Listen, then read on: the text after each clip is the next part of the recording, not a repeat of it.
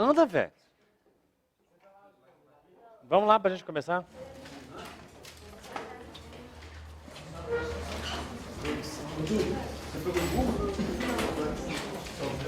Anda, Bruno. Bora, cara. Bora. Bom dia, galerinha. Vocês já sabiam do que a gente vai fazer agora, né? Então, só lembrando que a gente tem aquela tarefa que eu passei na outra aula, continua valendo pra vocês, certo? E vai, quanto mais você conseguir fazer melhor, tá bom? Sexta-feira já vou começar a resolver. Semana que vem, provavelmente na segunda, a gente ainda mexe assim, tá? A gente falou que o resumo que a gente já falou, o pessoal me pediu para dar uma olhadinha ainda de novo na final de área e condição de alinhamento. Foi o que a gente falou ontem, tá? Estou contando com a contribuição da galera que nem foi ontem. Ontem foi, né? Só um detalhe, eu pedi para o Milton acompanhar a gente, não sei se vocês viram, né? Mas, assim, é mais para mim, não para vocês, tá bom? Ele vai dar um feedback para mim depois. Então, bom dia, é isso. Vamos começar a brincadeira. Na aula passada a gente já tinha retomado esses conceitos, plano cartesiano, que a gente falou. Ponto médio, quando você tem dois pontos, o ponto médio, o cara que está à mesma distância e na mesma reta dos pontos que você está analisando, né, pontos A e B, o ponto M, que é o ponto médio, ele vai ter coordenadas, a média aritmética das coordenadas dos dois pontos que você está usando, parecendo de um triângulo. Aqui a gente falou só para triângulo, você tem 3 coordenadas, e vai fazer a média aritmética dessas 3 coordenadas para achar o cara. Esse baricentro de um triângulo aqui, ele vai ser o ponto que a gente considera centro de gravidade quando o material é homogêneo, né? Só relembrando o que você ainda falou. Distância entre 2 pontos. Esse aqui eu acho que é a parte mais tranquila para você, porque é uma revisão de Pitágoras, usando agora só a anotação de plano cartesiano, mas é Pitágoras, calcular a distância entre esses 2 pontos. Você vai fazer a variação do x e a variação do y, seja o seu de cateto, e a distância vai ser hipotenusa, né? Então você vai quantidade dos monos, né? Essa é a parte tranquila. Então, ainda na última aula teórica a gente falou da área de polígonos, começando pelo triângulo, a gente mostrou que isso é muito parecido, na verdade é idêntico ao determinante da matriz formada pelos 3 pontos. E aí você completa com 1. Então, eu estou falando dessa matriz aqui, esse det M é a matriz formada pelos 3 pontos. Não interessa a ordem que você pegue, tá? Eu vou manter a ordem alfabética, mas não precisa. A ordem que você precisa manter, na verdade, é sempre x no ponto, y no ponto e 1. É essa a ordem que você precisa. Então, calculando esse determinante, o determinante pode ter valor positivo ou negativo. Como a gente vai usar para calcular a área, o módulo garante esse resultado positivo, metade desse determinante em módulo vai te dar a área do triângulo. Pronto. Aí, a gente fez um exemplo para o pentágono. Nem lembro se a ordem estava desse jeito, mas não faz diferença. A gente tem algumas alternativas. Ou você corta a partir de um certo vértice, utilizando as diagonais, dividindo em triângulos, calcula a área de cada um desses triângulos, soma as 3, você tem a área. Você usa só uma fórmula. Ou usa esse algoritmo que a gente comentou. Não é uma matriz quadrada, portanto isso aqui não é um determinante, e é por isso que a gente está usando esse recurso de usar entre aspas, eu estou apelidando de determinante, só para você poder usar a mesma fórmula. É a mesma fórmula, tá? Vai calcular isso aqui como se fosse um determinante, quer dizer, o produto na diagonal aqui não tem diagonal principal, não é para completar de 1, né? Não vai ser uma matriz quadrada de forma alguma, mas fazendo o produto para a direita, você mantém o sinal e soma todos esses resultados. Para a esquerda, lembrar de trocar o sinal, soma todos os resultados, condensa tudo. Sem nada, do jeito que está aqui, vai direto. Aí uma pergunta que você pode me fazer também é: professor, eu posso usar essa tampinha aqui, esse algoritmo, para resolver o do triângulo? Pode. Ele é um polígono, você serve para um polígono de qualquer um de lados. Então, como o triângulo também é um polígono, eu não posso usar assim. Então, se você preferir desse jeito, a gente vai fazer alguns exercícios com isso aqui depois. Tá? Fala. Mas você teria que adicionar ali, seria um 4. Isso. Sempre lembrar que assim, você escolhe de onde você começa, que foi o que a gente fez ontem. Você escolhe o sentido, inclusive. Aqui eu peguei o sentido horário. Comecei do ponto A e peguei esse sentido. E aí é só você lembrar que, a partir do momento, ó, saí desse ponto nessa direção. Então eu fui do A para o B, ponto A para o B, do B para o C, cheguei no C, C para o D, aparece de novo, D para o E, e eu tenho que fechar a figura, tenho que voltar para o ponto inicial. Então o único que repete é o ponto inicial. Fez isso, não tem o que errar, não sei ponto. E aí eu espero que isso funcione. Desculpa. Não, aqui a parte positiva vai. A parte direita vai manter o sinal, para a esquerda troca o sinal e o módulo é só no final. Depois que você somou, calcula o determinante todo. Se o polígono tivesse abaixo da abscissa, aí ele estaria tipo... Do mesmo jeito, manter as coordenadas do jeito que vier. Tá? Por acaso eu coloquei no primeiro quadrante, mas ele podia estar em qualquer quadrante, os pontos podiam estar distribuídos aqui, não tem problema. A única restrição que a gente faz para essa fórmula é calcular para polígonos convexos. Tá? Vai acontecer uma vez ou outra de funcionar para polígonos côncavos, mas não é garantido. Então essa fórmula vai funcionar sempre para convexo. Sempre. Professor, mas apareceu um polígono côncavo para mim, eu faço o quê? Corta ele em dois convexos e aí você consegue calcular as duas, aí você soma depois. É a mesma ideia dos termos, tá? De recortar pelas diagonais e tal. Então se você pega uma estrutura assim, desse jeito, então eu estou falando, esse aqui não é legal de usar a fórmula direto. Dando as coordenadas, A, B, C, D, E, aí você tem x do ponto A, y do ponto A, e etc. Né? Segue para todos. Eu peço para você fazer assim, recorta, ou assim, se isso aqui ficar convexo, melhor, ou corta duas vezes se for necessário. E aí eu calcular a área dos triângulos e eu garanto que aquilo ali vai dar, já vai te dar a resposta sem erro algum. Ou ainda, você pode calcular usando esses quatro aqui, ignora esse corte que eu fiz. Estou usando esses quatro vértices, eu estou ignorando esse, ou seja, eu estou fechando a figura assim, e calculo desse triângulo daqui e retiro do total, também chega na resposta. Tá? Então aí você garante que não tem erro nenhum. Tá vendo? Diga. Então eu poderia usar aquela fórmula do determinante em aspas. No triângulo, só se fechar a imagem, não precisa criar uma linha de 1. Não, isso, é exatamente isso. É evitar aquela linha de 1, que isso aqui não foi tão natural para a gente, né? Só vai ficar natural depois, dentro da faculdade. Quem entrar nessa área, tá? Então, por que faz isso? O cara te mostra lá dentro da faculdade. E aí, eu posso usar isso, eu não coloco a fileira de 1 e lembro de repetir o primeiro ponto lá embaixo. Só isso que muda. Eu vou fazer um desses. Eu vou voltar a falar da equação de reta que a gente começou ontem. Que ela ficou meio ainda assim. Né? Então, a gente fala de novo, reforça, aí eu vou aproveitar para fazer um desse jeito para você. Tá? XA vezes YB mais, aí XB vezes YC mais, XC vezes isso? Isso, desse jeito. E para a direita mantendo o sinal. Aí para a esquerda, você vai fazer a mesma coisa, só que ao invés de trocar o sinal de cada um deles para somar todo mundo. Né? Essa é a ideia. É igual a gente fez ano passado, não vai mudar nada. Aqui, no terceiro ano, esse recurso é mais forte do que você viu para o cálculo de determinantes no segundo. Ele é mais rápido, vamos pensar assim. Depois, com a prática, você vai ver que fica um pouquinho mais rápido. Mas, deixa eu apagar só esse rascunho aqui. E aí, a gente falou, na verdade o Alex fez essa pergunta ontem. E se aquele triângulo não tiver área? Né? Foi o que a gente comentou, isso é importantíssimo. Ele garante então que os três pontos estão na mesma reta. Isso. Então, é o que a gente chamou inclusive de condição de alinhamento.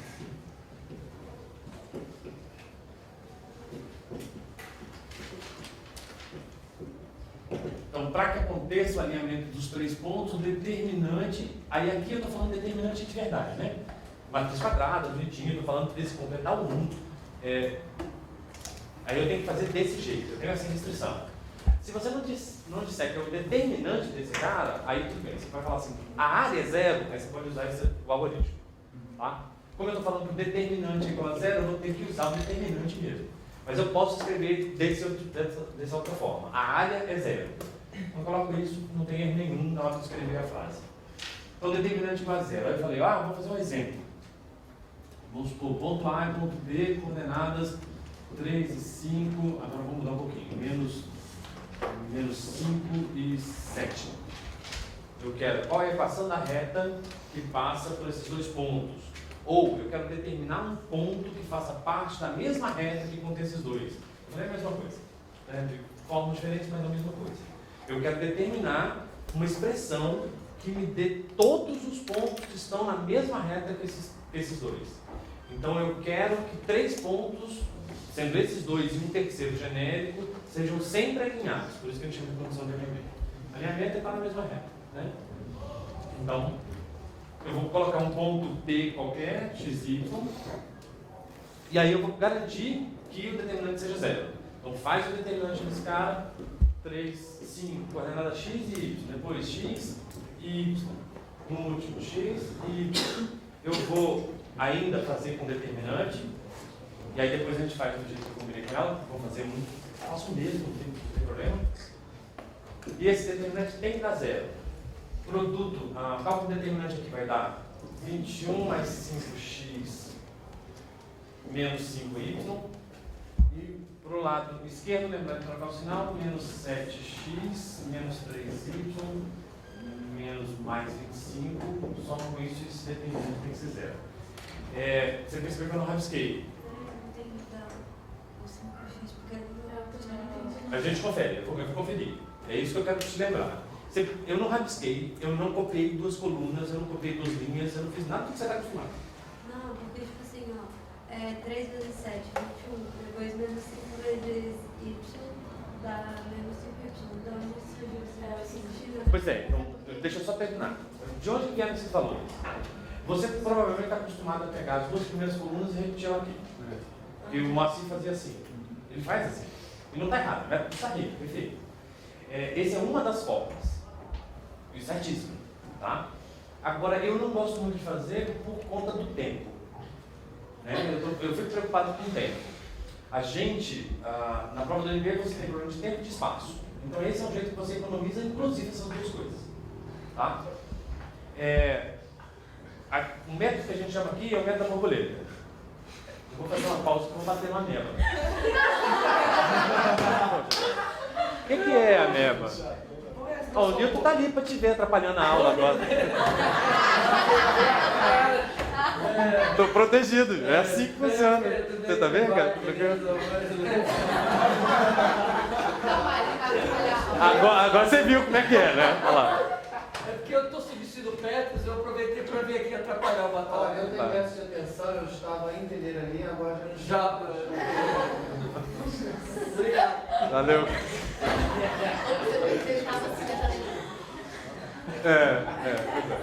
Mas aí, continuando aqui então. Vamos recapitular. Então, eu estou falando de produção de alinhamento, o determinante tem que ser 0 para que isso aconteça. A gente escolheu 2 pontos, na verdade eu escolhi 2 pontos. Um é genérico para poder aparecer a expressão que me diz todos os pontos que estão na mesma reta. Falei para você, o determinante tem que dar 0. E aí eu montei o cálculo já para você. Eu não repeti as 2 colunas, ou seja, eu não... Bem, eu usei o método de sair de um outro jeito. Né? Esse método que você não precisa rabiscar, depois de um tempo, no começo você tem que rabiscar, mas aí depois você evita, exatamente, o método da borboleta. Você evita de rabiscar a sua matriz. Então, se você em outro item precisa dessa informação, essa informação está limpa. Que é diferente, por exemplo, de fazer, eu estou colocando aqui, de fazer assim, que é quando você começa a fazer, você aprende desse jeito.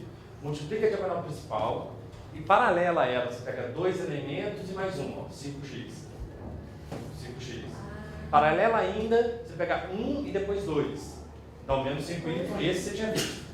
Né? Agora, do lado esquerdo, você vai esses 3 elementos, lembra? Aqui para a esquerda você troca o sinal. Então, 7x, troca o sinal dele.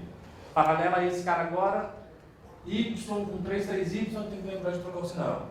E agora, 1 desse e 2 desse, 25 negativo, para a esquerda troca o sinal, mais 25.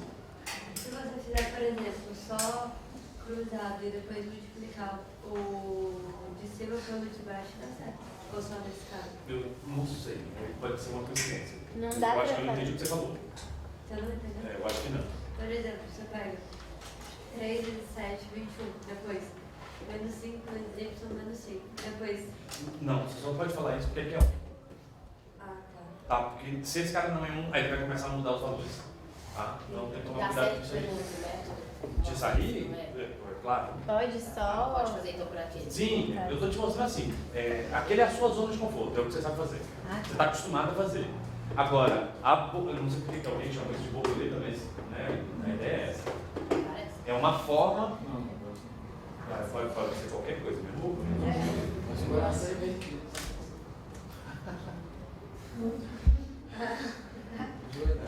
Sei lá, pode chamar de que você quiser. Uma mosca. Tá, não vai mudar muito a vida da gente, não. Agora, eu queria fazer a mesma coisa, só que usando aquele algoritmo. Então, agora, em vez de falar que o determinante é zero, eu vou dizer que a área é zero. Se a área é zero, eu vou fazer a mesma coisa para o mesmo ponto, só que eu vou colocar o 3 e o 5, eu vou colocar o menos 5 e o 7, o x e o y, repito o primeiro número aqui embaixo, para poder fechar a estrutura. Para a direita, mantenho o sinal. Para a esquerda, eu troco o sinal. Menos 25 é mais 25, menos 7x, menos 3y, soma todo mundo tem que dar zero.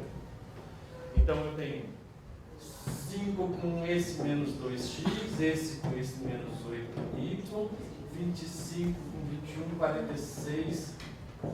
Isso aqui é a equação da reta. Dá para melhorar um pouquinho. Como aqui eu tenho dois valores pares, eu posso dividir todo mundo por 2, dá uma melhorada, mas não deixa de ser equação de reta da mesma forma. Tá? Foi aqui que a gente parou na última aula. Eu tinha chegado em uma equação, não exatamente essa, mas uma equação de reta de você. Toda vez que você chegar numa equação dessa, está procurando todos os pontos na mesma reta. E aí você fala, a expressão fica na forma A vezes x mais B vezes y mais um termo dependente igual a zero. Tá vendo? O A no caso aqui é menos 2, o B vale menos 8 e o C vale 46, termo dependente, tá? Então, coeficiente do x, coeficiente do y, termo dependente, soma desses valores igual a zero. Isso a gente chama de equação geral. Essa é a equação geral da reta. Importantíssima. Para a gente não vai aparecer com tanta frequência assim. Tem momentos que ela vai ser bem forte. Mas eu prefiro usar outras equações. Tem uma equação que chama equação reduzida. Batata, tem alguma razão para ela aparecer tanto com a de Bhaskara? A de Bhaskara tinha um x ao quadrado e no lugar do y era um x. Mas parece mesmo. É porque são 3 termos. A gente normalmente usa os coeficientes, né? A, B, C. Quanto mais letra tiver, eu vou seguindo pelo alfabeto. Mas não tem Não, coincidência. Né? A equação de segundo grau a gente também trabalha no plano cartesiano. Inclusive você fez isso no primeiro ano. equação geral também. Isso, sim. Aí tem a geral, que foi o que você viu, a x quadrado mais bx mais c. Tem a canônica, que você escreve em função da diretriz, mas aí não vale a pena. Você viu o ano passado, se deu tempo. Normalmente é uma parte que a gente corta. Né? Essa parte canônica de parábola. Quando fala de cônicas, no final do segundo ano. Normalmente. Então, tudo bem. Então, cortou. Faz parte. Né? Não é uma coisa que a UNB explore tanto. Assim. Ela vai explorar outras coisas de parábola, elipse e pé. A equação mesmo, normalmente, ela não cobra tanto. Tá? Mas, continuando. Equação reduzida. Se é reduzida, a ideia é que fica um pouquinho menor. Aí, o que os caras fizeram para poder deixar essa equação menor? Eles disseram assim, olha, isola o y. Tem que ser y igual a alguma coisa. Só que não é simplesmente alguma coisa. Né? Tem que ter um formato. Se eu isolo o y nessa, eu vou passar o AX para o lado de lá, é aquele esquema, né? Subtrai do mesmo. Como é igualdade, você subtrai dos dois lados a mesma quantidade. A gente tem essa mania de falar vascularizador. Mas esse resultado, se eu subtraio o AX dos dois lados, aparece menos AX. O B eu vou deixar para depois. O C que está aqui, subtrai C dos dois lados, aqui fica menos C. E eu vou dividir toda a expressão por B. Então, BY dividido por B vai dar o próprio Y. Esse cara, na hora que apareceu do lado de lá, dividido por B, mantém esse e aqui também. Você entendeu o que eu falei? Né? Eu só dei um jeito de isolar o Y. É só isso que você tem que fazer. Agora, essa foi a forma que eles escolheram e ficou meio estranho. Né? Parece muita letra aqui. E vamos limpar isso. Como é que limpa isso? Eu vou chamar isso de N e isso de eu, vou chamar de H. Tá? Do lado de lá tem Y. Então, quando tem esse formato, a gente chama de equação reduzível. Por que eu falei eu chamo de H?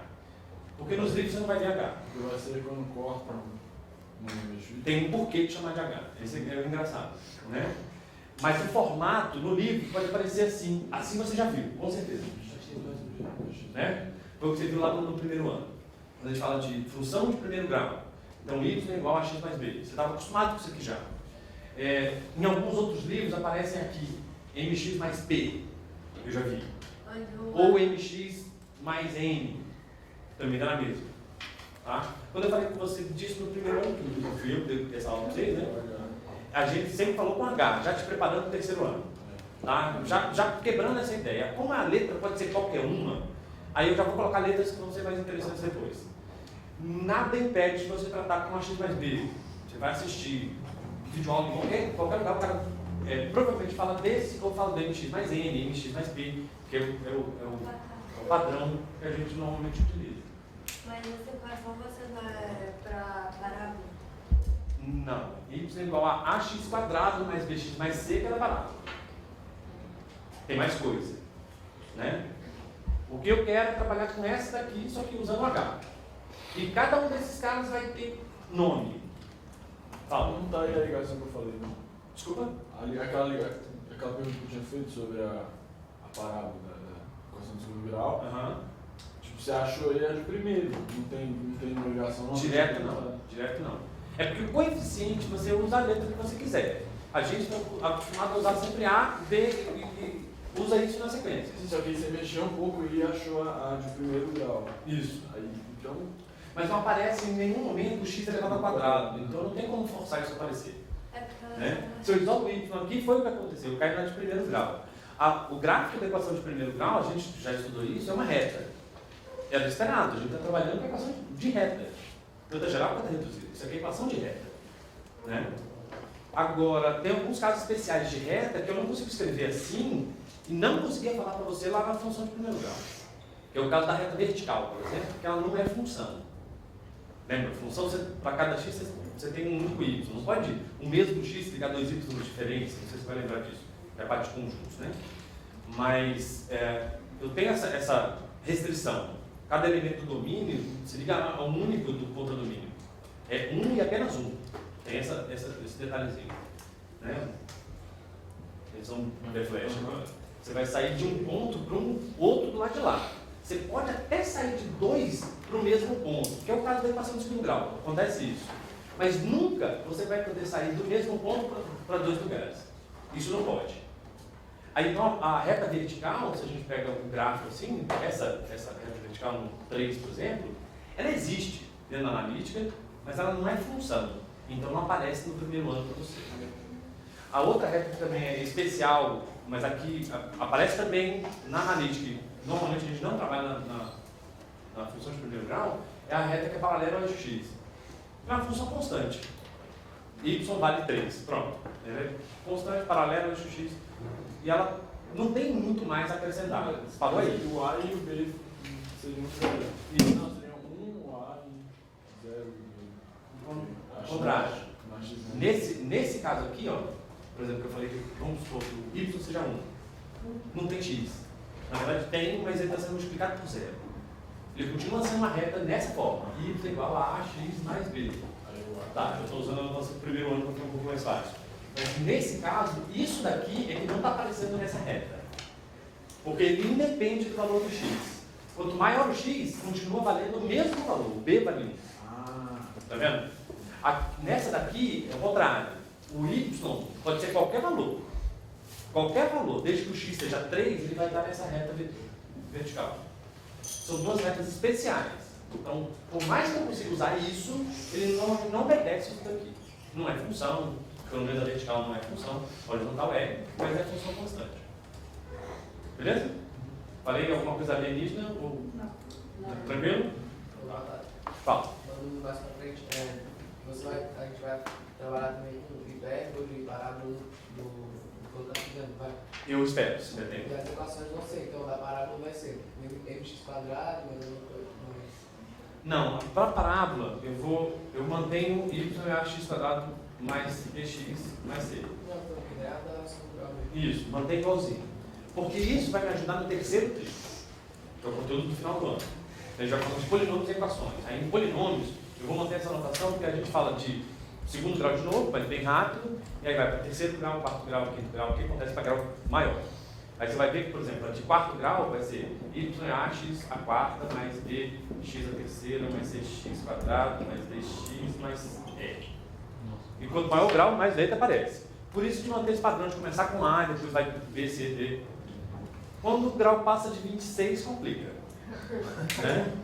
Até porque tem hora que você vai precisar usar a letra X e a X já está sendo usado. Então, a gente vai conversar disso no terceiro treino. Vamos deixar para lá, é melhor. A gente deixa para trabalhar quando chegar. Vamos fazer umas coisas, uma coisa de cada vez. Tá? Mas não é monstro, não. Vai fugir muito do que eu acabei de falar. Até lá a gente já amadureceu o suficiente para entender. E aí, eu estou falando de equação de reta, então. Eu vou apagar esse pedaço para falar daqueles coeficientes que apareceram agora na reduzida. Eles são importantes para mim. Eu provavelmente já comentei com você, mas você precisa lembrar dele agora.